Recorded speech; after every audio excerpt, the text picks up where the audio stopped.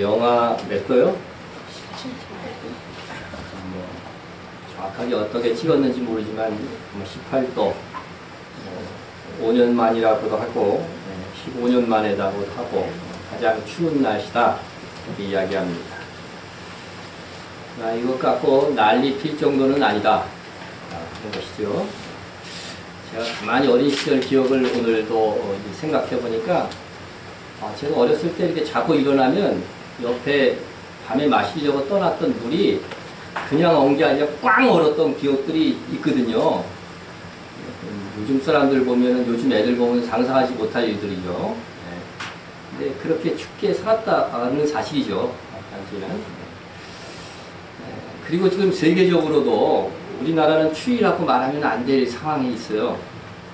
중국의 내이몽구구에서는요, 21일에 47.8도, 22일에는 49.1도, 산림진에는 영하 50도 아래로 내려갔다고 합니다. 그래서 중국 중앙 CCTV에서는 20일 공중에서 실험을 한 거예요. 뜨거운 물을 갖고 나와갖고 휙 뿌렸는데 땅에 떨어지기 전에 지금 어는 거예요. 그것을 지금 이제 스크랩한 겁니다. 그러니까 이 정도의 날씨에 있는 분들도 지금 있어요. 지구상에. 그뿐만 아니라 지금 미국 동부에서는 시속 100km의 폭풍우가 지금 불고 있습니다. 지금 이제 위성사진인데, 그래서 워싱턴 DC를 비롯한 버지니아, 메릴랜드, 펜실베니아, 노스캐롤리아, 테네시 주에 비상 선포가 되었고, 대중교통도 다 올스톱했고, 물론 우리나라도 지금 제주도가 내일 9시까지 비행기 전면 중단됐어요. 정말 기후가 미쳐가고 있다. 누구도 부인할 수 없을 그런 정도입니다. 그것과 더불어서 이제 2015년 마지막 날에 미국의 상황을 기록한 경제 전문가의 말입니다. 그런 미국에서 일어났던 여러 가지 재앙들을 쭉 열거하면서 이렇게 끝을 냈습니다. 왜 이것이 일어나고 있는가? 이에 대한 많은 논란들이 있다. 마치 누군가가 9월에 재난기계의 스위치를 켠 듯하다. 그때 이후 큰 사건들이 끝없는 행렬이 있어 왔기 때문이다. 우리가 목격하고 있는 것은 설명할 수 있는 이론을 여러분은 알고 있는가? 그렇게 해서 글을 내쳤어요. 그래서 제가 이 질문에 좀 답을 해주려고 해요. 하나님께서 재난의 스위치를 누른 것이죠. 하나님께서 재난의 스위치를 눌러. 미국은 현재 지난 안식년 말부터 9월 이후에 이 정말 급격한 재난들이 가중되고 있습니다. 지속되는 가뭄, 전례를 볼 수 없는 겨울 홍수, 겨울에 그 미시시피강 쪽에 홍수가 나왔고 여러분 뉴스 들으셨죠? 최고의 홍수로 넘쳐가지고 말에 난리를 피는 그런 일들이 있었습니다. 초강력 폭풍우, 토네이토, 그리고 지진의 증가, 그리고 어느 해보다도 들불이 막 이렇게 증가를 해갖고 많이 타 들어가는 그런 일들이 있었고, 이번에는 시속 100km의 눈폭풍이 지금 미국을 강타하고 있습니다. 시속 100km라니까요. 그러면 자동차 100km로 몰고 가보세요. 그것도 그냥 폭풍이 아니라 눈폭풍이 지금 몰아치고 있습니다. 오늘 현재 진행되고 있어요. 미국인들이 이것이 지금 하나님의 징계인지 모른다고 한다면 이것보다 더 큰 재앙에 노출될 것이다 생각이 됩니다. 경제도 마찬가지입니다. 8, 9월부터 지난해 8, 9월부터 아주 심한 하향 곡선을 걷고 있는데 이건 세계적인 현상입니다. 주식과는 상관없이 실물 경제는 계속해서 하강 곡선을 걸어왔습니다. 그러면 세계 경제를 가장 이렇게 알 수 있는 지수가 뭐냐면은 발틱 건조 지수입니다. 발틱 건조 지수. 그래서 BDI 지수라고도 하는데, BDI 지수라고 하는데, 이것은 세계의 이 선박들이 배가 그 항구에 정박해 놓은 배와 그리고 떠다니는 배에 이것을 이제 비교를 하는 거예요. 비교를 해가지고서 배의 운송 현상을 이렇게 보는 것이죠. 그래서 이걸 비교하면은 현재 경제 상황을 알 수 있다는 거죠. 그래서 세계 무역은 거의 다 이게 화물선으로 하잖아요. 비행기로 나르는 건 조금이고 화물선으로 하기 때문에 이게 배가 많이 운행되고 있으면 지금 어떻게 돼? 무역이 활발하게 지금 되고 있다는 거고, 배가 전부 다 항구에 그냥 있어. 그러면 뭐예요? 무역이 지금 안 되고 있다고 하는 그런 거거든요. 예, 그래서 현재 발틱 건조 지수가 사상 최저로 내려왔어요. 이것을 집계한 게 최저. 예, 이 그래프입니다, 이게. 예, 그러니까 옛날에 그런 경우가 있었어요. 아주 옛날에. 그런데 지금 최저 상태로 발틱 건조 지수가 움직이지 않는다는 거예요, 배가. 그래서 2016년 1월 13일, 이번 달에, 이번 달, 한번 이거 사진을 찍었어요. 거기서 보면은 이게 지금, 세계의 배들이 지금 어디에 있어요? 바다에 있어요? 저 항구에 있어요? 전부 다? 전부 항구에 지금 모여 있잖아요. 그래서 이건 운행 중인 배들이 거의 없는 거예요, 거의. 아마 유조선만 좀 움직이는 것 같아요. 유조선만 좀 움직이는 것 같습니다. 그래서, 예, 보시면은요, 요건 미국하고 유럽 쪽에 가장 어떻게 돼요? 경제적으로 선진국이라는 쪽이 가장 이게 많아야 되는데 이게 교류가 거의 없잖아요. 예? 거의 이게 배마다 지금은 떠다니는 것들을 다 우리가 체크할 수가 있어요. 이렇게 다 위성으로 체크할 수가 있는데 거의 지금 운행되는 것이 없는 그런 상황에 보여지고 있다. 그런 것들을 우리가 볼 수가 있습니다. 그러니까 제가 9월부터 세계 경제가 수렁으로 들어갈 것이라는 말은 그것이 현격하게 일어나지 않았다고 하는 점에서 틀렸다고 말할지 모릅니다. 하지만 실물 경제는 그때부터 시작해서 분명하게 최악으로 가고 있습니다. 뭐 주식이나 이런 것들은 많은 어떤 그 지금 돈을 많이 찍어내고 조작들이 있기 때문에 그것은 올라가고 내려갈 수 있지만 실물 경제는 거의 계속해서 하강 곡선을 지금 그리고 있다고 하는 사실입니다. 그래서 원래 주식은 실물 경제가 반영이 돼야 되는 거죠. 반영이 돼야 되는데 그러나 거품을 계속해서 일으켜서 이미 이 경제가 지금 세계 경제가 망했다고 하는 사실들을 모르도록 그나마 남아있는 부분들을 어떻게 해서든지 끌고 가려고 하는 이런 정치가들의 선동에 의해서 이렇게 이어지고 있는 것입니다. 그래서 거품은 이런 무한정 커질 수가 없는 거예요. 그럼 빨래를 하보면 거품이 막 일어나잖아요. 그 거품 일어난 상태 계속 둡니까? 씻어야 되잖아요. 그죠? 거품은 언젠가는 꺼지기 마련이라고 하는 것이죠. 그래서 여러분 이런 금융과 주식의 거품이 꺼질 때에는 제가 말씀드렸던 일들이 급격하게 일어나고 말 것입니다. 그래서 이런 때에 우리가 깨어서 기도하고 또한 이것이 오히려 기회가 되도록 해야 될 것입니다. 그래서 재앙의 계절에 우리가 오히려 영적인 그리고 물적인 준비를 한다면 오히려 우리가 그때 귀한 하나님의 용사로 또 아름답게 쓰임받을 수 있게 될 것입니다. 오늘 계속 다루고자 하는 이 나팔 재앙은 세상에 대한 하나님의 심판의 성격을 가지고 있습니다. 나팔을 불어서 경고하듯이 이러한 일들이 생기면 마지막 중 기회로 새겨서 죽게로 돌아오라는 하나님의 나팔 소리입니다. 이것은요, 우리 한 사람 한 사람의 인생 여정에 적용해도 마찬가지입니다. 모든 사람들에게 최후 심판이 있죠. 하지만 하나님께서 그 우리의 인생의 중간중간에 심판의 재앙의 나팔을 부셔가지고서 최후의 심판에 실패하지 않도록 대비하게 하시고 다시 회복하게 하시고 경성하게 하신다고 하는 것입니다. 특히 이 나팔 재앙은 우리 각 사람들에게 보여주는 그런 모델로 하면은 마지막 최종적인 경고의 성격입니다. 더 이상의 기회가 주어지지 않는 것입니다. 다음에 이어지는 대적 재앙은요, 그냥 전부가 그냥 휩쓸려 가는 거예요. 전부가 재앙에, 전 세계가 재앙에 빠지는 거예요. 그러나 나팔 재앙은 한계가 있고 그 외의 지역의 사람들에게는 이게 바로 경고가 된다는 것이죠. 경고가 되는 겁니다. 그래서 어떤 사람에게서는 우리 신앙생활 함에 있어서도 지금 하나님의 나팔 소리가 들리는 거예요. 그래서 그 사람들에게는 어떤 사람들은 마지막 나팔의 경고가 지금 물려지고 있어요. 또 어떤 사람에게는 이러한 나팔 징계까지 이르지 않습니다. 근데 비교적 어떻게 돼요? 순종하면서 사는 그리스도인들이죠. 그리스도인들입니다. 그러나 다수가 그렇지 못한 거예요. 거의 대부분 마지막에 가서 순종합니다.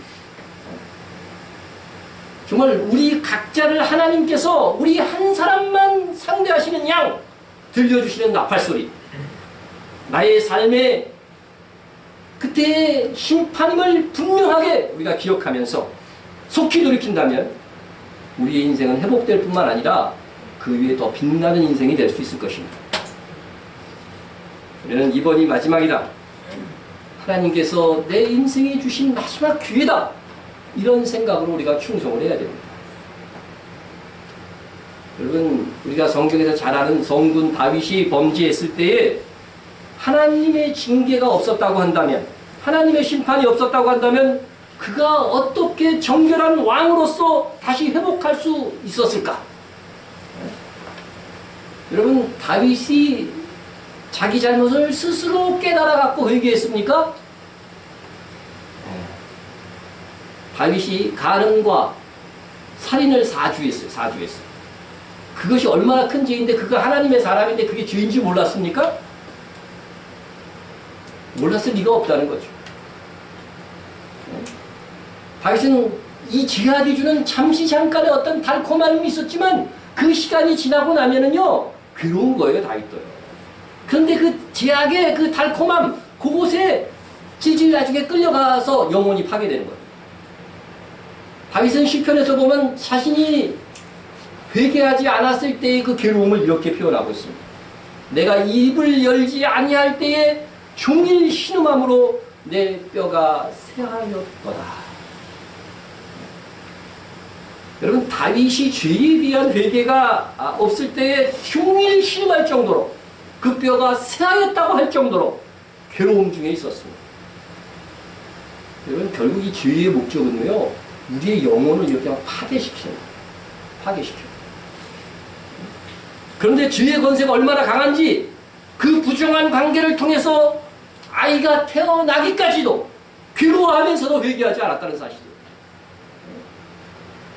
여러분, 나단 선지자의 경고는 그래서 그에게 마지막 나팔의 경고 소리였어요. 만약 다윗이 네가 감히 왕한테 와서 그런 말을 하느냐 하고서 나단 선지자를 쳐버렸다고 한다면, 다윗은 그 이후에 성군의 삶이 없었고 악한 왕으로 전락하고 말았을 것이라는 것이죠. 그런데 여러분, 그 당시에는요, 왕이면은요, 그 정도도 했어요, 이방의 왕들은. 그러나 하나님을 섬기는 왕은 그럴 수 없다는 거예요. 그럴 수 없다는 거죠. 다윗은 분명한 하나님의 나팔 소리로 그 음성을 듣고 그 징계를 듣고 징계를 겪으면서 그는 회복되어졌고 그 위에 더 빛나는 인생이 되었던 것입니다. 우리 중에도 혹 죄악 중에 있는 분이 있다고 한다면 들려지는 말씀을 하나님의 나팔의 경고로 듣고서 돌이키면 하나님께서 그 인생을 회복시키시고 또한 더욱 빛나는 인생으로 이끌어 가실 것입니다. 여러분, 다윗조차도 회개하지 못하고 스스로 회개하지 못하고 외부적인 하나님의 말씀, 심판, 징계를 받으며 회개에 이르렀다면 우리들도 대부분 그렇다는 거예요. 스스로 알아서 정신을 차리고 그렇게 한 경우는 정말 가물에 콩나듯 가끔 있었던 일이고, 거의 대부분의 경우가 하나님께 이 사랑의 한 방을 맞고서야 그때서야 정신을 차리는 법입니다. 이런 둘째 아들 탕자가 언제 아버지께 돌아옵니까? 다 떨어지고 고생을 하니까 그때 하나님 앞에 돌아오는 거예요. 네, 어려우면은요, 하나님의 자녀는 누굴 찾아요? 아버지를 찾게 되잖아요. 아버지를 찾게 돼 있습니다. 네? 여러분, 우리가 이렇게 어려울 때에, 정말 하나님의 징계의 회초리를 맞을 때에 하나님을 향하는 것은요, 우리가 하나님의 자녀라고 하는 증거입니다. 하나님의 자녀가 아닌 사람들은 어떻게 돼요? 어려움에 빠지거나 하나님께 징계를 해도 하나님께 돌아오는 것이 아니라 원망하고 더 나쁜 길로 자기 생각, 자기의 어떤 방법을 통해서 그 탈출구를 마련하고 가려고 그렇게 한다고 하는 사실입니다. 여러분, 하나님께서 나의 인생에서, 내 인생에서 징계하시는 그런 심판이 없었다고 한다면 그 누구도요, 여러분 지금 이 정도의 신앙도 지금 현재 유지하지 못했을 것이라고 하는 겁니다. 여러분들 중에 이제 중년 이상, 나는 중년이 아니라 우기 씨도 중년은 중년이에요. 40 넘으면 중년이에요. 중년 중에 나는 지금 한 뭐 10년, 20년 전보다 나는 굉장히 더 잘 살고 있다. 경제적으로. 그런 분 계세요? 간혹 있을 수는 있겠죠. 있을 수 있는데 대부분 여기에 오신 분들은요, 그때보다 대래 더 추락했어요. 추락했어요. 안 산다 안 산다 하면서 어디 살고 있어요? 안산에 살고 있는 여러분. 하지만 더 어려움에 처했다고 해서 우리의 믿음이 어떻게 돼요? 상실됐습니까? 하나님께 어렵게 하심도 있고, 또 하나님의 징계도 있고, 뭐 여러 가지가 엉켜 있을 거예요. 우리 모두를 살펴보면. 하지만 그것으로 인해서 우리는 더 하나님에 대한 이 사랑이 깊어졌고, 또 오히려 더 정결해졌습니다. 그럼 하나님께서 심판하시는 이유가 여기에 있어요. 우리가 그나마 하나님의 심판 중에 이렇게 돌아올 수 있는 이유는 우리가 본래 구원받은 하나님의 자녀라고 하는 증거인 거예요.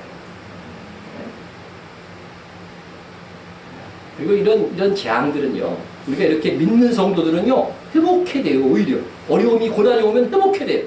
그래서 고난이 내게 유익이라고 성경이 말하는 거예요. 그리고 반면에 이러한 재앙이 세계적으로 막 이렇게 이제 번져지게 되면은요, 이때에 하나님께서 아직 하나님께로 돌아오지 않은 택한 백성들이요, 아주 마음이 가난해져 가지고서요, 주께로 돌아올 수 있는 계기가 된다는 거죠. 계기가 돼요. 네? 그래서 재앙은요, 이 재앙은 부흥을 일으키는 하나님의 수단이 되기도 하는 것입니다. 하나님의 백성을 회개시키고 또 택한 자녀들을 예수님을 믿게 하는 그런 기회가 된다는 것입니다. 그렇기 때문에 이 나팔 심판은요, 마지막 하나님의 자녀를 불러 모으는 대부흥의 기간이 될 것입니다. 이를 위해서 우리가 분명히 알고 심판에 대한 이 교리적인 좀 설명을 우리가 좀 들어볼 필요가 있다는 거죠. 그래서 이 심판하심에 대해서 우리가 좀 교리적인 진리를 알 때에 우리가 이 나팔재앙에 대해서 좀 더 현명하게 들을 수 있다는 것입니다. 성경을 보면은요, 예수님을 믿는 사람들은 심판을 받습니까? 안 받습니까?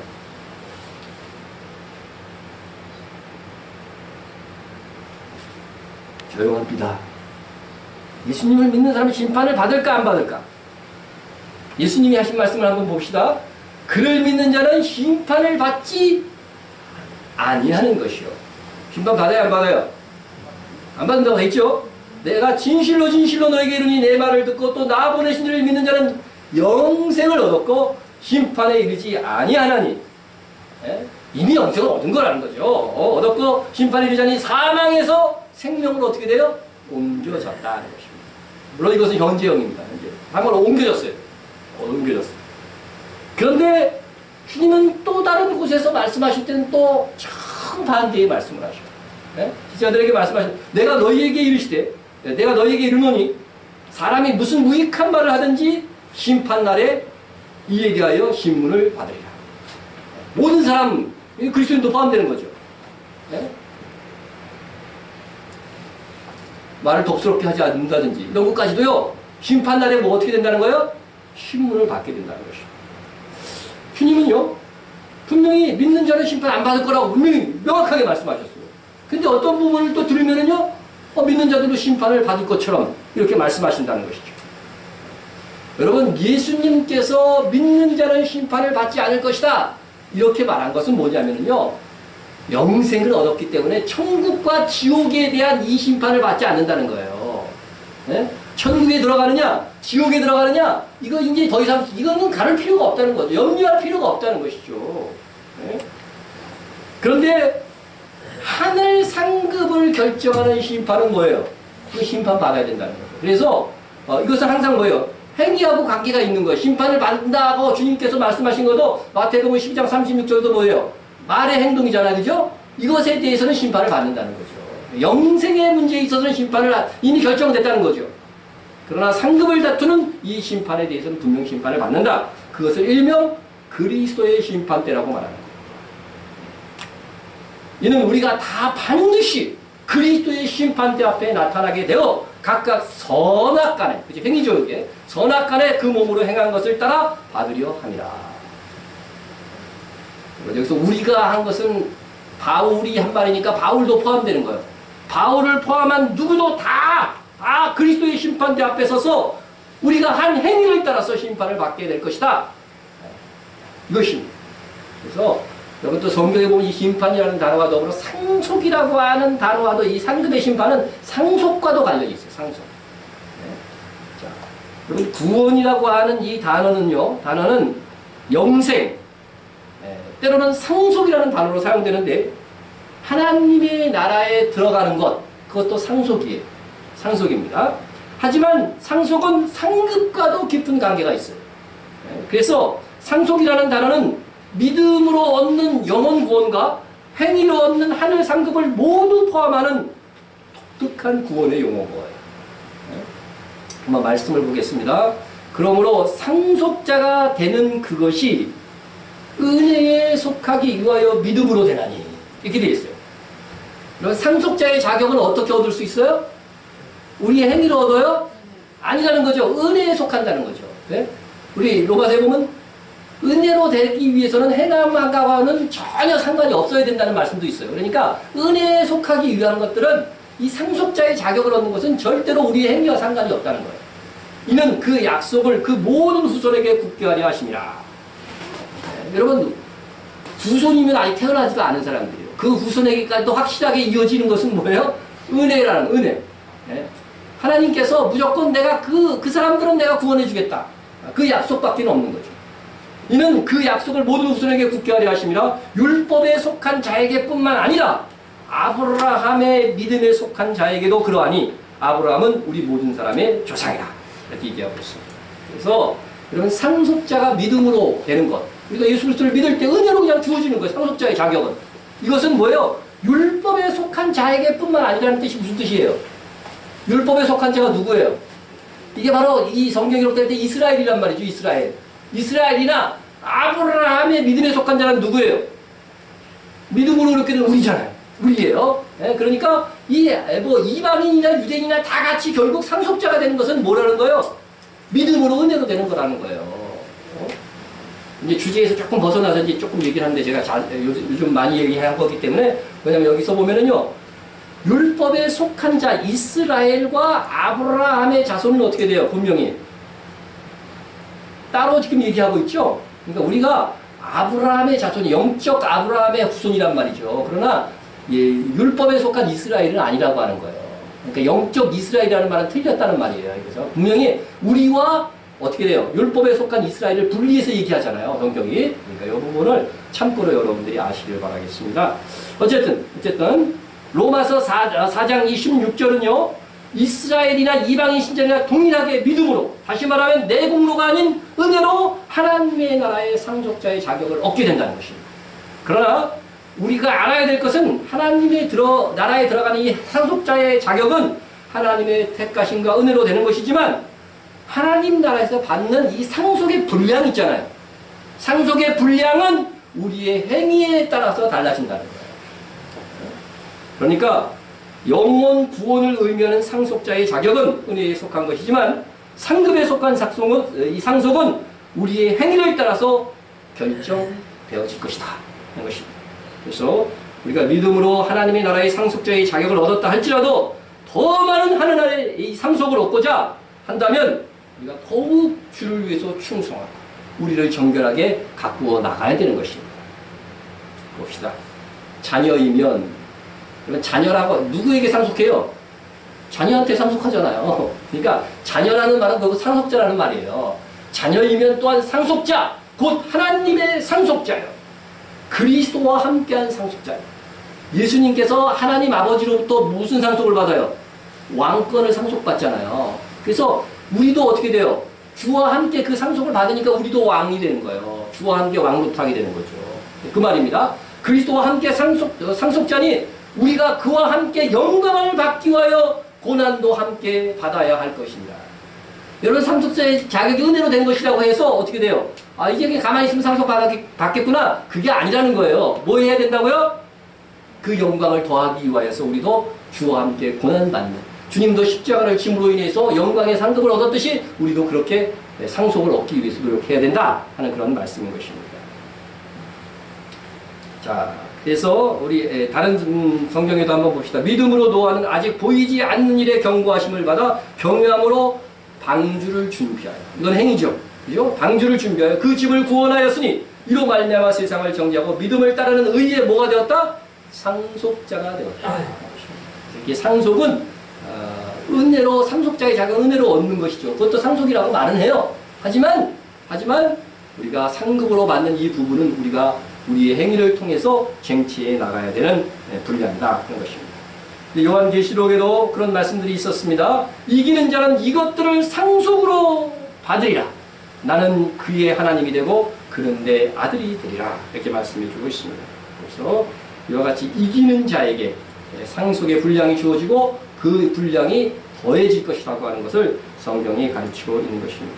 그래서 이것은 구원이라는 단어에 영원 구원으로서의 구원과 상급으로서의 구원이 성경에 분리되어져 있다고 말씀을 드렸죠. 그와 마찬가지로 상속이라는 단어도 마찬가지라고 하는 것입니다. 그러므로 하나님 나라에 들어가는 상속은 은혜로 되는 것이지만 하나님의 나라에 일단 들어가서 더 풍성한 삶을 얻기 위한 이 상급은 우리의 행위의 근거에서 이루어진다 하는 것을 꼭 기억하시길 바라겠습니다. 오늘 제가 이것을 길게 말씀드린 것은 나팔 재앙이 다가올 때에 우리가 어떤 믿음으로 반응하여야 하는지 그것을 말씀드리기 위함인 것입니다. 우선 우리는 이미 지옥의 권세에서 벗어난 심판에서 벗어난 하나님의 상속자라는 거예요. 나팔지향의 연실이 우리에게 주어질 때에는 우리는 어떤 기회를 가져야 되냐면 더욱 그래서 충성할 기회가 된다는 거죠. 더욱 충성. 더 큰 상속이 우리에게 주어질 수 있게 하는 그런 기회가 된다는 것입니다. 사람들이 이때가 되면 너나 없이 공고한 거예요. 공고한 상황 속에서 우리는 복음을 전할 기회를 얻게 될 것입니다. 우리가 그때 영적인 그리고 지금부터 물적인 준비가 되어 있다면 우리의 자원을 통해서 가장 귀한 영혼을 얻을 절호의 기회가 될 것입니다. 그래서 나팔지향 때는 하나님의 택한 백성들이 마지막으로 주께로 돌아오는 정말 이방인의 충만한 주가 차는 그런 계기가 될 것입니다. 나팔지향의 때에 여전히 약하여서 하나님을 막 대적하는 사람들이 있을 거예요. 그런데요, 하나님이 택한 자들은 그때요, 마음이 굉장히 겸손해져요. 낮아지는 거죠. 낮아지는 것입니다. 그때 우리가 그들에게 가서, 마음이 낮아진 자들에게 가서 뭐가 되는 거예요? 복음의 전령이 되는 것입니다. 그런즉 그들이 믿지 아니하는 일을 어찌 물으리요? 듣지도 못한 일을 어찌 믿으리요? 전파하는 자가 없이 어찌 들으리요? 네? 여러분, 가끔 보면은요, 복음 전도하는 분들의 이야기를 들어보고 이렇게 얘기하면은 교회는 가고 싶은데 누군가 말해주지 않아서, 누군가 이끌어주지 않아서 그동안 못 갔다는 사람도 꽤 있어요. 네? 여러분, 그래서 우리의 입술이 이 복음의 전령이 될 수 있도록, 아름다운 발이 될 수 있도록 특별히 나팔지향이 일어날 때는 정말 준비되어 있어야 되겠고 우리가 선포해야 되는 것입니다. 네? 그래서 우리 각자와 또 우리 교회가 그때 그러한 역할을 잘 감당할 수 있도록 기도해야 됩니다. 지금부터 노력해야 되지만 그때는 더욱 그렇게 대부흥을 우리가 이룰 수 있는 우리 각자 성도들과 교회가 될 수 있도록 우리가 기도하고 준비하는 교회. 이렇게 준비되면요 반드시 하나님께서 쓰십니다. 아, 나는 이게 준비가 잘 돼 있는데 하나님이 안 쓰시면 어떡하지? 이런 걱정은 할 필요 없어요. 왜냐하면 하나님은 너무나도 잘 아는 것이죠. 너무나도 잘 알고 계시다. 네? 네? 여러분, 전 이스라엘에서 가장 경건하고 왕대의 자격 있는 자가 베들레헴의 저 목동 다윗이었어요. 네? 그거 어떻게 찾아냈을까? 전능하신 하나님이 다 찾아내요. 그러니까 우리가 경건하게 무장만 돼 있으면은요, 우리에게 좀 기름을 부으시고요, 복을 많이 주셨어도라도요, 하나님이 우리 교회를 사용하신다는 거죠. 우리가 지금 또 기도하고 준비하는 것이 굉장히 중요합니다. 자, 이제 본격적으로 본문에 들어갑니다. 지난주에 첫째 나팔했죠. 이제 둘째 나팔합니다. 둘째 나팔. 둘째 나팔이 불 때 어떤 일이 일어날 것인가? 둘째 나팔에 대한 본문 말씀을 먼저 봅니다. 둘째 천사가 나팔을 부니 불붙는 큰 산과 같은 것이 바다에 던져지매 바다의 3분의 1이 피가 되고 바다 가운데 생명 가진 피조물들의 3분의 1이 죽고 배들의 3분의 1이 깨지더라. 둘째 나팔이 불어질 때 일어나는 일은요, 불붙는 큰 산, 엄청나게 큰 산, 산과 같은 것이 어디에 던져져요? 바다에 던져져요. 바다에 던져집니다. 그리고 그 결과로서는 어떤 일이 나냐면 바다의 3분의 1이 피가 돼버려요. 요한이 보기에 피와 같았다는 거죠. 그죠? 이게 막 물들더니 바다 생물에 그로 인해서 바다 생물이 역시 3분의 1이 죽는 거죠. 그러니까 이 피로 된 쪽은 어떻게 돼요? 다 모든 바다 생물이 다 죽는 거예요. 죽는 거예요. 동시에 바다 위에 떠있던 배들까지 어떻게 돼요? 3분의 1이 다 침몰되는 거죠. 침몰되는 거죠. 그러니까 불 붙는 산과 같은 것이 바다에 쾅 떨어졌을 때 어떻게 돼요? 바다 생물 다 죽고 그 근처에 있던 3분의 1에 해당하는 지역에 배들은 다 침몰되는 거죠. 이 환상을 본 요한은요, 그것이 무엇인지 정확하게는 알 수 없지만 하여간 불붙은 큰 산과 같은 것이라 했어요. 불붙은 큰 산과 같은, 이게 핵심입니다. 그렇다면 이 불붙은 큰 산과 같은 것이 도대체 뭘까? 무엇일까? 그러니까 나팔 재앙은 거의 전례 없는 일들이 일어나는 거기 때문에 우리조차도 100% 우리의 예측이 정확하고 이렇게 말하는 것은 좀 무리가 있을 것입니다. 하지만 주님께서 하신 말씀을 보면 나팔 재앙의 이 전체적인 어떤 분위기를 우리가 읽을 수가 있어요. 한번 봅시다. 1월 성신에는 징조가 있겠고 땅에서는 민족들이 바다와 파도와 성난 소리로 인하여 혼란한 중에 곤고하니 사람들이 세상에 임할 일을 생각하고 무서워함으로 기절하리니 이는 하늘의 권능들이 흔들리겠습니다. 그때 사람들이 인자가 구름을 타고 능력과 큰 영광으로 오는 것을 보리라. 여러분, 1월 성신의 징조가 있을 것이라고 했습니다. 이것은 여섯째 인에서 나타나는 현상이죠. 그리고 그 다음 바다와 파도의 성난 소리로 인하여 혼란한 중에 곤고할 것이다. 이것은 여섯째 인에서 상상할 수 있지만 정확한 표현은 없어요. 그렇지만 둘째 나팔에서 보다 바다의 요동함과 혼란함이 있는 거예요. 그걸 직접적으로 몰수하고 있어요. 그런데 이러한 일의 현상은 하늘에 뭐예요? 권능이 흔들려서 일어나는 일이라는 거죠. 자, 하늘의 권능이 흔들린다. 이것은 해, 달, 별이 제 기능을 상당 부분 잃어버리는 거예요. 잃어버리는 것을 뜻하는 거라. 그래서 이 세상 사람들이 이제 해, 달, 별이 이게 막 이제 이상해지니까 앞으로 일어날 일들을 예측이 가능하잖아요. 그러니까 그걸 생각하고 기절할 정도, 기절하는 사람이 많을 것이다. 그렇게까지 성경이 예수님이 말씀하신 거예요.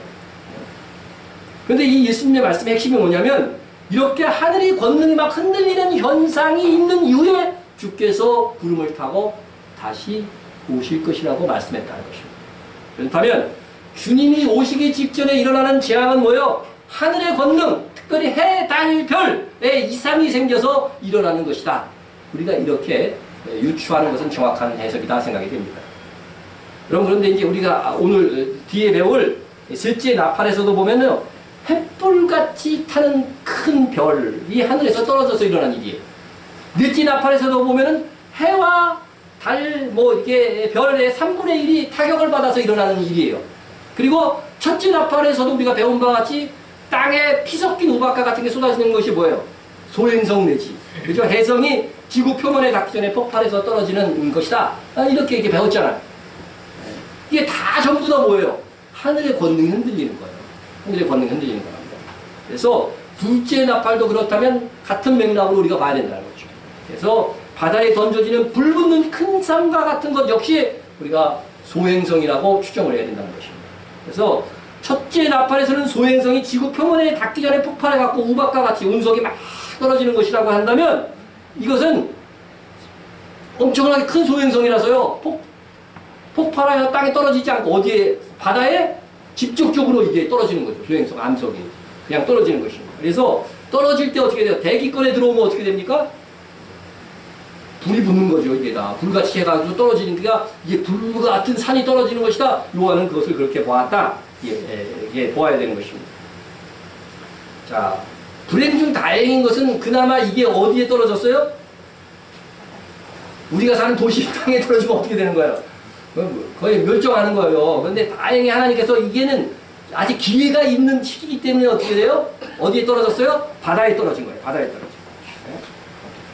한번 이제 그림으로 보면 지구에 가까이 이렇게 이제 큰 암석 소행성이 다가와요. 그러면 지구 이제 대기권에 들어오면 어떻게 돼요? 불이 붙게 돼 있어요. 이거 과학적인 현상이라니까요. 불이 붙게 돼 있고 그 다음에는 어떻게 돼요? 충돌하는 거죠. 충돌하는 거예요. 근데 어디에 충돌? 바다에 충돌하는 거죠. 바다에 충돌하는 걸 이렇게 상상하시면 됩니다. 오늘날 이제 미 우주항공국이죠. 대표적인 대대. 이게 나사에서 천체를 측정한 결과 이 소행성의 충돌이 상당하다고 하는 것들을 알고 지금 대비를 하고 있습니다. 그래서 나사의 이 전략은 여러분이 뉴스에서도 관심 있는 분들은 봤을 거예요. 나사에서도 어떤 전략을 했냐면 핵미사일로 이거를 충돌하기 전에 쏴갖고 궤도를 측정할 수 있으니까 쏴갖고 그 궤도를 빗나가게 하는 거.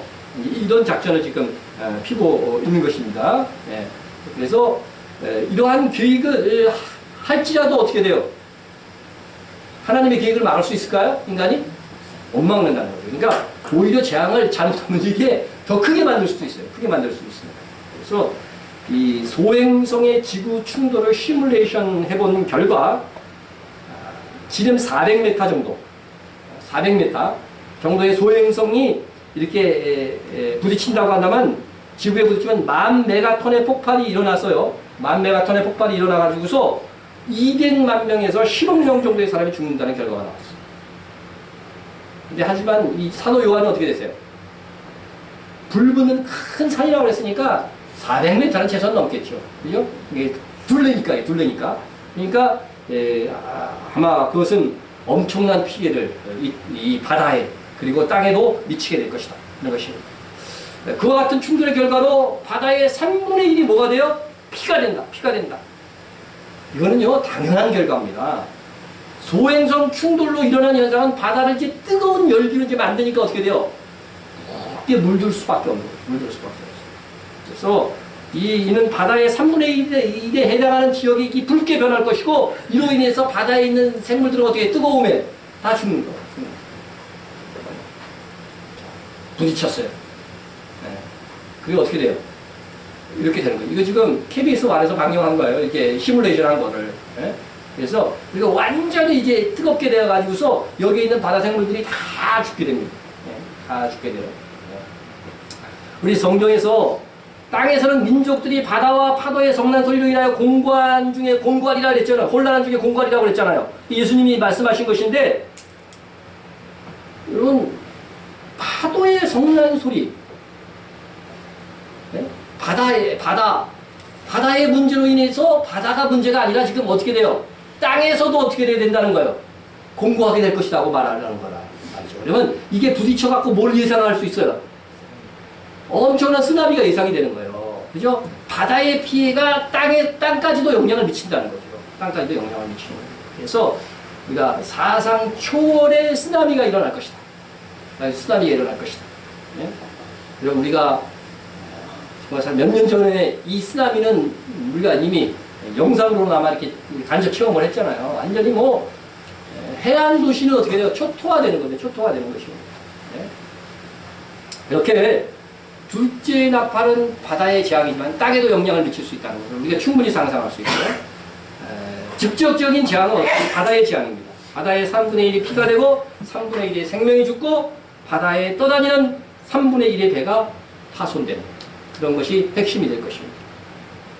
그러나 이 소행성의 이 폭발도 엄청난 폭발이 될 것이다 하는 것을 우리가 상상할 수 있습니다. 그렇다고 한다면 이 지구상에 우리가 또 유추해서 생각할 수 있는 것들은 식량 사정은 어떻게 될까요? 이미 첫째 나팔에서 땅의 3분의 1이 다 타버렸어요. 산림지대가. 그 상태에서 이제 바다의 3분의 1의 생물이 이제 못 먹게 되는 거야. 다 죽어버렸으니까. 네? 그때 가서 혹시 뭐 요즘 막 뭐 구글이나 뭐 이게 뭐 애플 같은 데서 아주 첨단 앱에서 3D 이 프린터로 여러분 뉴스에 반응을 보면 인조 고기를 막 만들어내더라고. 그래서 그걸 막 시식도 하고 막 이렇게 하는 것들이 나왔는데 그런 게 혹시 나올지는 모르겠지만 네? 네. 지금 기준으로 보면은요 엄청난 이 기근, 그죠? 기근이 가중될 것이고 식량 가격은 어떻게 될까요? 엄청나게 폭등하겠죠. 우리의 모든 수입들이 정말 식량 사는 데에 전념해야 될 정도의 상황이 될 것이라는 것이죠. 그러나 우리는 둘째의 나팔이 일어날 때도 뭐 하지 말아야 된다? 두려워하지 말아야 된다. 성경에 두려워하지 말아야 분명히 있어요. 사람들이 두려우면 어떻게 돼요? 기절할 정도라는 거죠. 웬만한 사람들은. 기절할 것이라 했으나 우리는 이미 성경을 통해서 이것을 배웠기 때문에 성경에 이것이 예언된 것이고 주님이 다시 오실 날이 얼마 남지 않았기 때문에 주님의 이 사모함에 대한 기대함으로 그죠? 이 두려움을 이겨야 된다는 겁니다. 그럴 때에 하나님께서 택한 자들을요 우리가 두려워하지 않는 어떤 신앙의 태도를 가지고 복음을 전할 때에 그들이 돌아올 수 있게 된다고 하는 사실입니다. 그래서 둘째 나팔 때에 당할 이런 모든 일들도 미리 여러분 잘 숙지하고 있어서 우리가 우리 세대에 그것을 경험하게 된다면 오히려 복음을 전하는 귀한 기회로 삼아야 될 것입니다. 다음은 셋째 나팔입니다. 셋째 나팔 말씀을 보겠습니다. 셋째 천사가 나팔을 부니 횃불같이 타는 큰 별이 하늘에서 떨어져 강들의 3분의 1과 여러 물샘에 떨어지니 이 별 이름은 쓴쑥이라. 물의 3분의 1이 쓴쑥이 되며 그 물이 쓴 물이 되므로 많은 사람이 죽더라. 그럼 횃불같이 막 타는 큰 별이 이제 하늘에서 떨어집니다. 이 하늘의 권능이 흔들리는데 이게 전부 다 뭐와 상관이 있어요? 불과 상관이 있어요. 불과. 하나님께서 세상을 노아의 홍수를 통해서 어떻게 해요? 홍수로는 세계적인 심판은 이제 안 일으키겠다고 분명히 말씀하셨기 때문에 이제 불의 심판이에요. 불의 심판. 첫째 나팔에서도 불 섞인 뭐예요? 우박이었죠. 둘째 나팔에서는 뭐였어요? 둘째 나팔은 뭐였죠? 불붙은 큰 산. 여기서는 이제 뭐예요? 횃불같이 타는 큰 별이라. 그러니까 불이 점점 어떻게 활활 더 이게 타오르는 그런 형상들이 이렇게 보여진다는 거죠. 자, 근데 이것은 첫째 나팔과 마찬가지로 소행성 내지 해성이 떨어지는 것인데 이것 역시도 별똥별, 유성무처럼 이게 떨어지는 걸 이렇게 얘기하는 거예요. 왜냐하면 이 큰 별이 폭발하지 않고 이게 별이 단순데 여러 지역이 지금 떨어지거든요. 그죠? 여러 강들의 3분의 1과 여러 물샘에 이렇게 떨어진다는 것은 이게 폭발해갖고 이 큰 별이 어떻게 돼요? 운석처럼 떨어진다고 하는 것을 이야기하는 것입니다. 자, 그래서 우리들의 정말 아름다운 강들이 이제는 먹지 못한 물로 쓴물로 변할 것이다. 쓴물로. 마라의 쓴물처럼 변할 것이라고 하는 거예요. 이건 개울까지 다 포함하는 용어이기 때문에 이런 개울까지도 다. 그리고 물샘. 물의 근원, 호수, 뭐 이런 뜻이에요, 이 단어는. 그래서 이게 광활한 호수까지도 쓴물에 만들 것이다. 그러나 세계의 모든 것이 그렇게 되는 것이 아니라 3분의 1 지역, 3분의 1 지역에 그렇게 될 것이다 하는 것입니다. 자, 그래서 이 물샘에 떨어지는 이 별의 이름을 뭐라고 그래요? 쓴쑥이라고 할 것이다. 쓴쑥이라고 할 것이다 하는 것입니다. 그래서 이 쓴쑥이라고 하는 이름이 붙을 수밖에 없는 것은 이것이 떨어진, 이 잔해가 떨어진 것은 물이 어떻게 돼요? 쓴물이 되어갖고 이 쓴물은 이제 독극물이 되는 거예요. 독극물. 이 물 자체가. 그래서 그 물을 마시면 이제 죽게 된다고 하는 것입니다. 그래서 이 쓴쑥은 근동지방에 자생하는 쓴 풀을 가리키는데 성경에서 쓴쑥은 재앙이나 큰 어떤 그 슬픔을 상징으로 사용되어졌습니다. 이미 구약 성경에 보면 이게 이제 그런 것인데, 나는 내 모든 백성에게 조롱거리 곧 종일토록 그들이 노랫거리가 되었도다. 나를 쓴 것들로 배불리시고 쑥으로 취하게 하셨으며, 그렇죠? 그래서 예레미야가 나라가 망한 다음에 이게 쓴 쑥의 경험을 하고 있다 이렇게 표현한 것이고, 또 19절에 보면 내 고초와 재난 곧 쑥과 담즙을 기억하소서. 그렇죠? 그래서 이렇게 표시를 했는데, 그래서 고통, 말할 수 없는 고통을 쓴 쑥에 표현했어요. 그런데 이 들쥐 나팔의 쓴 쑥은 상징을 넘어서 실제로 물이 독국물이 되어서 마시는 사람들에게 고통을 주고 급기야 어떻게 돼요? 많은 사람이 죽을 거라고 했어요. 많은 사람이 죽을 것이라고 했어요. 아마 호수 같은 것들을 써서 이제 수돗물을 만들잖아요. 우리나라도. 근데 수돗물을 사용하는 지역에서는 이 쓴 쑥의 성분이 어떤 성분이 될지 모르지만 이거 해독하지 못하면 어떻게 돼요? 수돗물 다 사용 못해요. 그냥 못하게 되는 것이죠.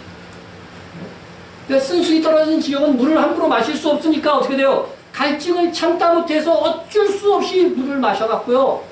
혹시나 하는 마음에 또 마셔갖고 죽는 사람들이 또 발생할 것이라고 하는 것. 이 뉴스로 그런 소식이 막 들릴 것입니다. 사람들은 하늘의 이슬과 비를 받아서 그때는 마셔야 될지 모르겠습니다. 세계에서는요, 비가요, 여름에는 한 방울도 안 나오는 지역도 꽤 있거든요. 이스라엘도 4월부터 9월까지는 비가 몇 방울 와요? 한 방울도 안 옵니다. 그것은 매년 그렇게 지금 그런 현상이 일어나고 있는 거죠. 그의 기후입니다. 그런 지역에서는 정말 어떻게 될까요? 이 물이 오염된다면. 자기 오줌이라도 정화시켜서 뭐 마셔야 되는 그런 형국이 될 것이라고 생각이 됩니다. 또 이 강뿐만 아니라 여러 물속에도 쓴쑥이 떨어져서 오염될 것이라고 했으니까 이제 이게 이 호수, 강과 호수 이게 다 오염되는 거죠. 그러면 인간의 몸에 물이 몇 프로인 것 같아요? 공부를 열심히 하셔서 70%. 그렇죠? 네? 우리가 멀쩡한 이게 살인 그거 하는 거지만 이거 다 압축시켜서 가루를 만들어 보면 물이 70%라는 거예요. 70%라는 거예요. 그래서 우리 생존의 제일 요소가 물이란 말이죠. 식량보다 더 중요해요. 네? 근데 지금도 세계는 물 부족을 겪고 있습니다. 그래서 여러분 바다에 있는 물이 세계의 물의 그 몇 프로가 있는지 아세요? 제가 이제 살펴보니까 이 지구의 지구 표면의 4분의 3을 바닷물이 이 바다예요. 바다가 덮고 있는데 지구물의 97.5%. 그러니까 거의 다가 어디예요? 바다에 물이 있는 거라요. 바다에 물이 있어요. 하지만 바다의 물은 어떻게 돼요? 우리가 알고 있듯이 인간의 마시기에는 적합하지 않죠. 요새는 뭐 정화기술도 좀 있다고 합니다만 일반적으로 마실 수가 없습니다. 결국 인간이 마시고 또 사용하는 물은 결국 몇 프로예요? 2.5% 갖고 사용하는 거예요. 그 중에서도 68.7%는 극지방과 고산 지역에 있는 빙하와 만년설에 있고, 그래서 지하수, 토양의 수분 이런 것까지 다 제외하고 나면 인간이 사용할 수 있는 하천과 담소의 물은 0.3%에 불과하다고. 그리고 사람과 동물이 사용할 수 있는 이 물들은요, 지구 전체의 물로 환산하니까요, 0.0075%. 그거밖에 안 되는 거예요. 근데 그 물조차도 지금 어떻게 되고 있냐면요, 점점 줄어들고 있어요. 그러면 세계적으로 호수들의 이 물이 점점 줄어들고 있는 뉴스 들은 기억 있으세요? 제가 여러 개가 있는데, 제가 이제 아랄해, 카자흐스탄과 우즈베키스탄에 사이는 아랄해에 급격하게 물이 이게 줄어들고 있는 것들을 한번 이 사진으로 한번 보여드릴게요. 2003년도에 이제 이게 물이 어느 부분인지는 알겠죠, 여러분들이. 그죠? 그 정도로 미식하진 않죠. 물이 이 정도 있었어요, 2003년에. 또 3년 후에 2006년에 이렇게 변했어요. 물의 진하기가 좀 흐려졌잖아요. 그죠? 그 다음에 2010년이에요. 2010년, 그리고 2014년. 그죠? 제일 물이 많았던 지역이 어떻게 돼서 지금? 완전히 말라버린 거죠. 그래서 하나면으로 보면 이런 현상이 지금 일어났다고 하는 거예요. 이렇게 지금 현상이 일어나고 있고, 또 아프리카의 많은 지역에서는요, 여인들과 어린이들이 종일 막 6시간씩, 그죠? 하루 일과가 뭐예요? 물 길러 가는 거예요. 물 길러 가는 거예요. 예? 물 때문에 생산적인 일 못하고 오직 그것만 하는 거죠. 그것만. 그래서 더 가난해질 수밖에 없는 거죠. 예? 전에는 바로 앞에 물이 있다가 물이 없어졌으니까 어떻게 돼요? 저 나가야 되는 거죠. 바로 앞에서 고기 잡던데 물이 점점 줄어들어갖고 이제는 그렇게 물을 길러 가야 되는 거죠. 아프리카의 눈물이라는 그것에서 보면요, 이 코끼리도 물이 없어 죽었어. 그리고 물 길러 가가지고서 물 먹는 거 보면요, 우리 수준은 완전히 꾸정물이야. 뒤에서 지금 뭐가 대기하고 있어요? 뭔지 모르겠어. 하여튼 뭐 동물이 대기하고 있잖아. 얘들 먹고 나면 걔네들도 먹으려고. 에? 에? 동물하고 같이 물 마시는 거예요. 물 색깔도 봐도 누르르 하잖아요. 이런 물 마시면서 사는 거예요. 그러니까 여러분, 이 건강과 위생이 어떻게 되겠습니까? 이거 뭘까요? 아, 얘는 좋은 장난감 갖고 논다 생각하면 안 돼. 이게 개발한 거예요. 물통이에요, 이게 물통. 그러니까 애들이 좀 많은 물량을 물을 길어오기 위해서 이렇게 마련한 것이고, 요즘은 이제 2012년도에 와카 워터라고 하는 것이 이제 이렇게 해서 이디오피아를 중심으로 이게 보급이 된다고 하는 거예요. 그러니까 물 길러 가는데 너무 많은 시간을 이게 소모하니까, 이게 이제 여기에서 밤에는 어떻게 돼요? 또 굉장히 춥잖아요. 낮에는 어떻게 돼요? 뜨겁잖아요, 아프리카가. 기온차가 심하면 뭐가 맺혀요? 그거 잘 몰라요? 이슬이 맺혀요. 이슬이 맺혀서 물이 똑똑. 워낙 이제 오늘 추웠기 때문에 여러분 창문가에 가면 좀 물기가 많을 거예요. 그와 같은 현상을 지금 이용한 거예요. 그래서 이 겉에는 이제 뭐 이렇게 안끈으로 이렇게 묶고서 그 다음에 가운데는 뭐 나이론 같은 걸로 이렇게 조그만 나이론 같은 것들을 해가지고서 이슬이 막 맺히면 어떻게 돼요? 떨어지겠죠? 밑으로 떨어져갖고 그 물을 받아갖고 이렇게 사용하는 거예요. 이거 바로 스토브지. 연구 잘했죠? 굉장히 설치 미술같이 모양도 멋있잖아요. 멋있어요. 그러나 이것도 어떻게 돼요? 물 양을 보니까 어떻게 돼요? 한계가 있는 거예요. 한계가 있습니다. 자, 쓴수기 어느 지역에 떨어질지 모르지만 지금 물 부족으로 고통받는 지역이 떨어진다고 한다면 이는 거의 그 지역의 전멸을 의미할 것입니다. 그러나 어느 지역에 떨어질까? 이것은 어느 정도는 예측이 가능한데 나팔 재앙이 이 세상에 대한 심판으로 주어지는 거예요. 그러니까 어떻게 돼요? 아마도 예수님을 잘 안 믿는 지역, 범죄함이 아주 극심한 지역, 거기를 중심으로 떨어지게 될 것이라고 하는 것이죠. 그러므로 우리가 정말 예수님을 진실로 참되게 믿는 것은요, 가장 애국하는 길이기도 한 거예요. 우리가 성경적으로 보면 가장 매국노가 누군지 아세요? 동성애자들이에요, 동성애자들. 성경의 마지막 시대를 롯의 때, 즉 소돔과 고모라 때라고 했잖아요.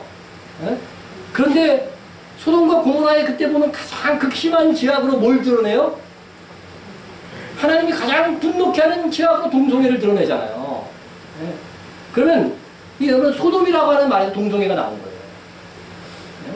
그래서 그런 말씀의 주제에서 이제 나중에 결론화에서는 좀 합치가 되겠습니다. 조금 벗어나지만 동성애에 대한 얘기를 조금 제가 하려고 합니다. 남성 동성애자를 뭐라고 부르는지 아세요? 여러분 너무 수준에서 그것도 모르는 분이 많아요. 네, 게이라고 부르는 거예요. 게이. 네. 게이라고 부르는 게 나을 것 같은데 아직 게이라고 부르고요. 자, 이 남성 동성애자들은 지속적인 학문 성관계로 인해서요, 관략근이 이게 꽉 쥐는 이 관략근이 파열이 돼서 학문이 점점 늘어납니다. 그리고 한 번 파열된 이 관략근은요, 운동을 해서 회복되는 게 아니에요. 그래서 항문을 아무리 깨끗이 닦아도 분비물과 정액, 피부준 세균들이 감염이 되는 거죠. 그래서 오래되면 배설물을 막 흘리고 다녀요. 흘리고 다니고, 예, 제가 이 영상은 차마 스크립을 안 했는데, 남자 샤워실에서 동성애자가 재채기를 꽉 했어요. 그러니까 어디에 힘이 갔어요? 뒤로 힘이 가잖아요. 그러니까 배설물이 관략근이 이게 안 잡아주니까 튀어나간 거예요. 뒷사람이 이거 맞은 거예요, 그냥 배설물. 예? 아연 질색하는 거죠, 뒷사람이. 예? 그런데 일단 이렇게 학문이 망가지면 동성애자들 사이에서도 그런 사람은요, 이게 좀 사람 취급을 안 하는 거죠. 별 효과가 이제 없다는 거죠. 예? 그들은 학문 파열로 인한 변실금이 항상 여성이 사용하는, 그죠? 여성이 사용하는 여성 생리대와 기저귀를 이렇게 착용해야 된다. 이게 희미하게 이게 무슨 현상인지는 알겠죠? 요거 광고에 나온 거예요. 밑에 제목이 이제 동성애자들 위한 기저귀 사용법 의료 광고. 동성애자들은 나중에 기저귀를 차야 되기 때문에, 예? 그걸 광고까지 해주는 거예요. 잘 차라고. 이렇게 차면 된다고. 예? 여러분, 동성애자가 일반인보다 에이즈에 감염된 확률이 몇 배 많은지 아세요? 2010년 한국 통계 기준으로 일반인의 768배입니다. 우리나라 기준이에요. 우리나라 기준. 그리고 에이즈 감염자가 남성이 94%래요. 이게 다 어떻게 돼요? 동성애자가 걸리기 때문에 이렇게 확률이 높아지는 거죠. 이건 2006년도 YTN에서 한 거고요. 그리고 그 밑에 이제 표는 뭐냐면 2010년에 미국 통계인데 에이즈 이렇게 분류별로 한 건데 신규 감염자의 1, 2, 3위는 분류별로 다 해봐도 역시 남성 동성애자가 다 1, 2, 3위를 차지하는 거죠. 그뿐만 아니라 밤 마샬이라고 하는 분이 연구한 결과 동성애자들의 평균 수명을 이렇게 보니까 20년 단축된다고 자기가 이 사람 발표를 했어요. 덴마크 학자들은 동성애자들의 평균 수명이 43세래요. 그리고 윌리엄 베네트라는 분은 연구해보니까 동성애자들의 이 평균 수명이 20년이 아니고 30년 정도 단축된다. 이렇게 보면 동성애자들은 개인적으로도 어떻게 돼요? 살면서 하나님의 심판을 받는 거예요. 자기 행위로 이렇게 수명도 단축되고, 건강도 막 해치고요. 나중에는 정말 이 학문 파열로 인해 가지고서요, 뭐 우울증에 걸리고 뭐 그런 사례들이 많아요. 그뿐만 아니라 동성애는 전 세계적으로 기독교 복음을 막는 중요한 수단으로서 마귀가 지금 사용하고 있다는 거예요. 제가 영국에서 사역하시는 목사님 진술에 이렇게 영상으로 봤는데, 자신도 우리나라의 그 차별금지법 있잖아요. 그 이제 영국에서는 그걸 평등법이라고 그러는데요. 평등법. 그 평등법이 통과될 때 교회가 그렇게 극심하게 반대하지 않았다는 거예요. 그냥 뭐 자기도 생각하기를 차별금지법에 외국인도 차별하지 말라는 것이 있어갖고 이 목사님도 자기한테 좋을 수도 있겠다. 그렇게 그냥 넘어갔다는 거죠. 그런데 그러고 나서 자기가 복음을 이렇게 전하는데 상대방이 뭐라 그러면서 이거 당신 불법인 거 알아? 그러더래요. 섬찟하잖아요. 네? 다른 사람에게 불편하게 하고 혐오감을 주는 전도를 하면 안 되는 거예요. 그러니까 전도를 받는 사람이 고발하면 그냥 걸려 들어가는 이런 상황이 막 된 거예요. 그리고 자기가 아는 한 사람의 소개를 이야기하는데 동성애자 한 간호사가 자기 동료 간호사한테 이렇게 얘기했대요. 동성애에 대해서 어떻게 생각하니? 이게 물어봤다는 거예요. 그래서 나는 동성애자들에 대해서 뭐 혐오하거나 그러지 않는다. 하지만 성경에는 동성애가 분명하게 죄라고 명시하고 있다. 이렇게 이야기를 해줬다는 거죠. 근데 이렇게 말한 간호사가 병원 측으로부터 해고당했어요. 그래갖고 지금 법정 소송 중에 지금 있다고 하는 겁니다. 그래서 목사님들과 지금 그래도 신앙 있는 사람들은요, 왜 평등법이 입법되기 전에 우리가 피흘리기까지 싸우지 못했을까? 그것이 너무 후회가 된다는 거죠. 그러면 우리나라에서요, 동성애 이 차별금지법을 포함하고 있는 차별금지법이 통과되지 못하도록 이러면 적극적으로 도와줍니다. 그러니까 서명하는 거 아직 조금 몇 사람 남아있는데 하니, 아직 안 한 사람 있으면 그거 하세요, 오늘.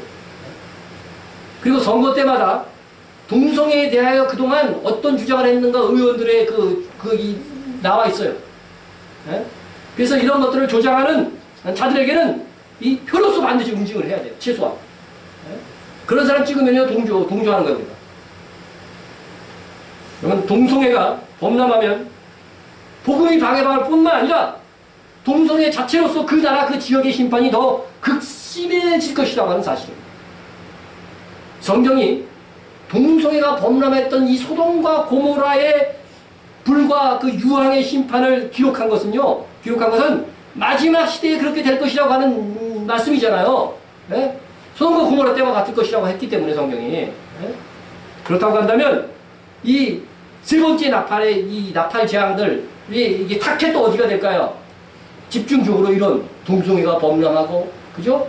이런 하나님을 거역하는 문화들이 왕성한 그곳에 타켓이 될 수밖에 없다는 것이죠. 그래서 동성애자는 우리가 사는 이 지역을요, 영육간에 다 더럽히고 하나님의 심판을 가져오게 하는 것입니다. 그것을 이 땅에 용납되도록 우리가 하면 안 됩니다. 그래서 정말 그래도 우리 한국교회가요, 깨워가지고서요, WCC의 지부교인 NCCK가 동성애에 대해서 이번에 막 책도 내고 막 그래가지고서요, WCC에 속한 교회들이 막 들고 일어났어요. 대래.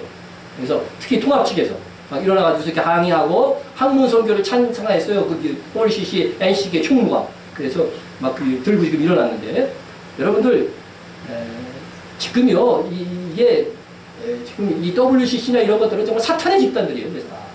그래서 우리가 교회도 정말 정신을 차려야 됩니다. 정신을 차려야 돼요. 그래서 우리가 이 개인적으로 동성애자를 안다고 한다면 그 개인적으로는 긍휼히 여겨야 돼요.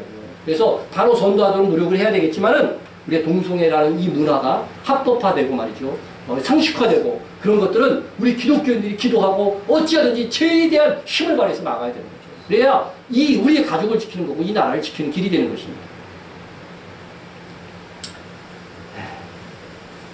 약간 흥분했지만 다시 본 주제로 돌아와서 물 부족의 현상은요, 지금 거의 전 세계적인 현상이 되어가고 있다. 그래서 그런 상황에서 큰 별, 큰 쑥에 의한 물의 오염은 더 큰 물의 재앙으로 이어질 것이라고 하는 것입니다. 그래서 그 재앙은 아주 사악한 문화들이 더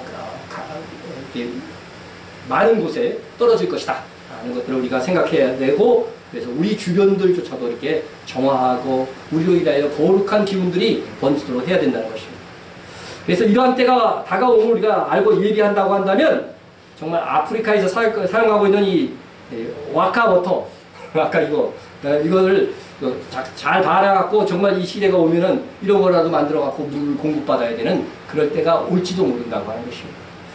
그러나 중요한 준비는 우리가 어떤 환경과 재앙에도 주 안에서 깨어있고 미리 대비하는 것이다. 이렇게 생각이 됩니다. 자, 이제 넷째 나팔로 넘어갑니다. 넷째 나팔. 첫째 나팔은 하늘에서 다 온 거였지만 땅에 임하는 재앙이었고, 둘째 나팔은 바다의 재앙이고, 셋째 나팔은 어디 재앙이었어요? 물샘, 그죠? 물의 근원에 일어난 재앙이었다면, 이제 넷째 나팔은 어디 재앙이 되게 됐어요? 어디 남았어요? 네? 하늘이죠. 하늘에 남아있습니다. 하늘의 재앙입니다. 그래서 이 앞의 재앙이 실질적으로 땅과 바다와 물에 대한 재앙이었다고 한다면 넷째 나팔도 이거는 상징으로 풀면 안 돼요. 넷째 나팔도 실질적인 하늘에 임하는 재앙이 될 거라는 거죠. 자, 말씀부터 봅니다. 넷째 천사가 나팔을 부니 해 3분의 1과 달 3분의 1과 별들의 3분의 1이 타격을 받아 그 3분의 1이 어두워지고 낮 3분의 1은 비추임이 없고 밤도 그러하리라. 여러분, 넷째 천사가 나팔을 불자 해, 달, 별들의 3분의 1이 타격을 받아서 어두워지게 된다는 것이죠. 그래서 그 결과로 낮과 밤의 3분의 1이 비추임이 없을 것이다. 이렇게 말하고 있어요. 이것은 3분의 1의 시간 동안 비추임이 없다는 것인지, 아니면 그 빛의 강도가 3분의 1의 강도만큼 이게 떨어진다고 하는 것인지, 이것은 제가 정확하게 모르겠습니다. 하지만 햇빛과 밤의 달과 별빛의 기능이 예전보다 한 3분의 1 정도 효과가 약화되는 것이다. 이렇게 보는 것이 좋을 것 같습니다. 왜냐하면 낮 3분의 1이 비침이 없을 때도 역시 낮이라고 이렇게 이제 표현하고 있기 때문에 그렇게 해석하는 것이 좋을 거라고 생각합니다. 아마도 이 태양의 그 흑점 있잖아요. 흑점. 태양. 달도 그렇고 흑점들이 다 있잖아요. 달이나 태양이나 이 흑점들이 좀 확산되어져 갖고 비추임이 좀 약화되는 것은 아닐까 조심스럽게 이렇게 이제 생각을 해보게 됩니다. 그래서 이 흑점들이 이렇게 막 생기게 된다고 한다면 그런 것입니다. 그래서 이것은 전적인 하나님의 초자연적인 역사로 그렇게 이루어질 것입니다. 어떻게 그런 일이 가능할까 그렇게 하겠지만 성경을 하나님의 말씀으로 믿는다면 어떻게 돼요? 이것은 하나님께는 그렇게 어려운 일이 아니에요. 하나님은 천지를 창조하신 분이거든요. 그래서 해, 달, 별들을 초자연적으로 움직이신 일은요, 이전의 구약 역사에도 꽤 기록되어 있다는 것이죠. 그래서 별을 통해서 예수님의 태어나심을 알리시고 해와 달을 그 자리에 멈추게 하신 하나님. 그 구절을 보면 여호수아가 여호와께 아뢰어 이스라엘 목전에서 이르되 태양아 너는 기브온 위에 머무르라. 달아 너도 아얄론 골짜기에 그리할지어다. 저는 죽었다 깨어나도 이렇게는 못 기도할 것 같은데 여호수아는 놀라울 때 이렇게 기도를 했어요. 그렇게 기도하며 태양이 머물고 달이 멈추기를 백성이 그 대적에게 원수를 갚기까지 하였느니라. 야살의 책에 태양이 중천에 머물러서 거의 종일토록 속히 내려가지 아니하였다고 기록되지 아니하였느냐. 거의 종일토록 태양이 중천에 머물러서 이스라엘이 전쟁이 승리를 마감하기까지 하나님께서 태양을 멈추고 달을 멈추어서 이 일을 행하셨다고 하는 것입니다. 정말로 놀라운 일이죠. 믿어지십니까? 믿음이 대단합니다, 여러분. 예? 태양, 우리 과학적으로 보면 태양이 가다가 멈춰? 달이 그냥 멈춰? 정말 불가능한 일이잖아요. 하나님은 이것을 하실 수 있다는 거죠. 하실 수 있다는 것이죠. 근데 놀랍게도 일반 역사의 이 고대 기록에 보면은요, 태양과 달이 멈춘 사건을 기록하고 있다는 거예요. 그래서 그걸 찾아봤어요, 제가. 찾아봤어요. 그래서, 여러분, 역사를 배우면은요, 최초의 역사가를 누구라고 하냐면 헤라토투스라고 해요. 히랍의 헤라토투스. 이제 요게 이제 태양이 그 머무른 사건을 그린 라파엘의 작품입니다. 여호수아가 전쟁을 할 때 태양이 머무르게 한 사건이고, 자, 헤라토투스가 이런 증거를 기록에 남기고 있어요. 일찍이 이집트의 한 제사장이 해가 오랫동안 지지 않고 떠 있었던 때를 기록한 문서를 자기에게 보여준 적이 있다. 이렇게 기록해놨어요. 그러니까 여러분 여호수아가 있을 때 이집트 쪽에서도 태양과 달을 그냥 머무르면 이집트하고 별로 안 멀잖아요. 지도에 보시면 그러니까 거기서도 해가 중천에 뜬 거예요. 그냥 또 있었던 것이죠. 그래서 이 헤라토투스가 이런 역사의 기록을 통해서 우리에게 증거를 하는 것입니다. 그리고 여호수아 동시대에 생각되는 중국의 그 요임금의 통치 시대에 해가 오랫동안 지지 않고 있었던 날이 있었다고 하는 것을 기록에 여전히 남겨두고 있다. 이게 이제 멕시코에도 기록이 있어요. 여호수아가 가나안인과 싸웠던 그 시기에 태양이 하루 종일 하늘에 머물러 있었다고 하는 기록이 멕시코의 그 기록에도 있다고 하는 것입니다. 자, 여러분 하나님은 실로 해와 달과 별을 마음대로 움직이고 멈출 수 있는 능력의 하나님이시다. 우리는 그 하나님을 믿는 거예요. 그 하나님을 믿는 것입니다. 그뿐 아니라 이스라엘을 구원해내기 위해서 하나님께서 애굽에서 이스라엘을 구원해내기 위해서 10가지 재앙을 일으킬 때 9번째 재앙이 무슨 재앙인지 아세요? 흑암재앙이에요. 흑암재앙. 여호와께서 모세에게 이르시되 하늘을 향하여 내 손을 내밀어 애굽 땅 위에 흑암이 있게 하라. 곧 더듬을 만한 흑암이다. 희미하게 좀 보이는 흑암이 아니고 더듬지 않으면 갈 수 없는 그런 흑암이 임할 것이다. 모세가 하늘을 향하여 손을 내밀며 캄캄한 흑암이 3일 동안 애굽 온 땅에 있어서 그동안은 사람들이 서로 볼 수 없으며 자기 처소에서 일어나는 자가 없으되 도저히 뭐 움직일 수 없을 정도의 아주 짙은 흑암이 왔기 때문에 그냥 집에서 3일 동안 그냥 누워있는 거죠. 이러한 역사를 보고 때 하나님께서 말씀으로 창조하신 이 해, 달, 별의 빛을 3분의 1로 줄이는, 3분의 1 정도 줄이는 일은 하나님께는 쉬운 일이라는 거예요. 그럼 빛의 비춤이 3분의 1로 줄어든다고 한다면 어떤 결과가 이 땅에 벌어질까요?